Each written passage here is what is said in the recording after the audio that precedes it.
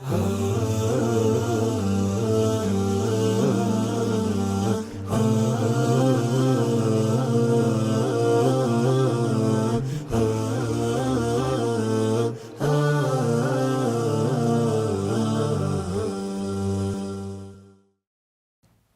لله رب العالمين والصلاة والسلام على سيد الأنبياء والمرسلين وعلى آله وصحبه والتابعين وتابعيهم بإحسان إلى يوم الدين وبعد.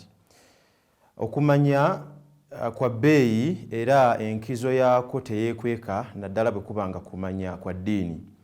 Era bwe wabaawo ekintu Nabbi sallallahu alayhi wasallam kye yakubirizibwa okweyongeza, owekitiibwa Allah subhanahu wa ta'ala yamukubiriza asabe okweyongeza okumanya. Bwe yagamba Allah waqur rabbi zidni ilma, era gambanga gwe Nabbi Muhammad sallallahu alayhi wasallam nti mulezi wange Allah nkusaba onnyongere okumanya.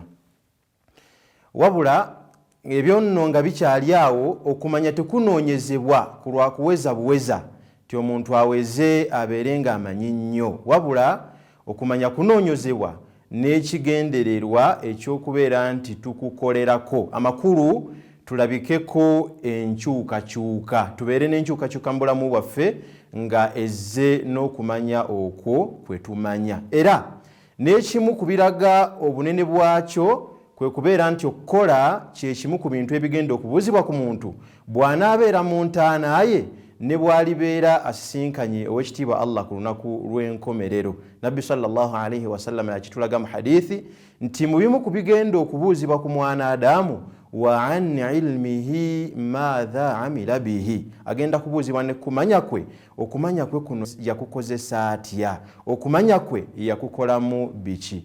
N'olwekyo kabeera kamogo kanene eri abantu bano ab'emiteeko ebiri, kamogo kanene eri omuntu ayiga naye oluvannyuma lw'okuyiga kwe n'abeera ng'akola kyennyume ky'ebyo by'ayize. Omuntu ow'okubiri nga kamogo kanene kamubeerako ye muntu ayiga naye n'abeera nga takola, n'agaana okukolera ku ebyo by'abeera ayize. Gwe teweewuunya lwaki omuntu ayinza okumanya nti obusiraamu ddiini ntuufu naye n'agaana okubuyingira? Omuntu amanya ebyo Allah subhanahu wa ta'ala byatwagaza n'agaana okubikolerako. Omuntu amanya ebyo Allah jalla jalaluhu byatuziyiza n'agaana okubeera nti abyetangira. Bw'ayogera bw'ati owulira nga mumanyi w'amaanyi nnyo, naye munnange ate bw'atandika okukola n'afaanana abo abatamanyi. N'olwekyo lwanyisa akamogo kano kaleme kulabikako nga obeera mweteefuteefu nti buli lw'onooyiganga beera mweteefuteefu obubaako ebintu by'ogenda okuleka mu by'obadde okola olw'okuba otegedde nti bikyamu. Tobeera ng'abantu abayiga obukyamu bw'ebintu bye baliko naye ne basigala nga bagamba nti twasanga bakitaffe bakola.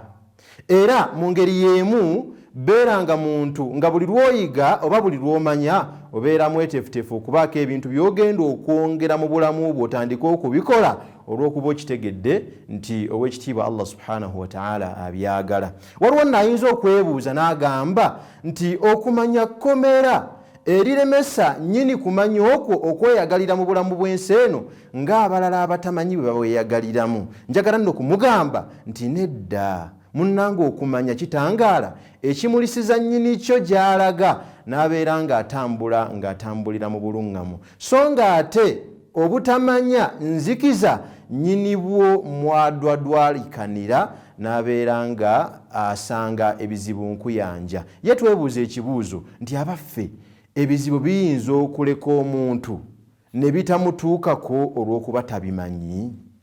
Tusaba owekitiibwa Allah subhanahu wa ta'ala atuyigirize ebintu eby'omugaso, ate abeere nga atuwa okuteeka mu nkola, ate mu ngeri y'emu abeere nga atugasa n'ebyo by'atuyigiriza. Assalamu alaikum.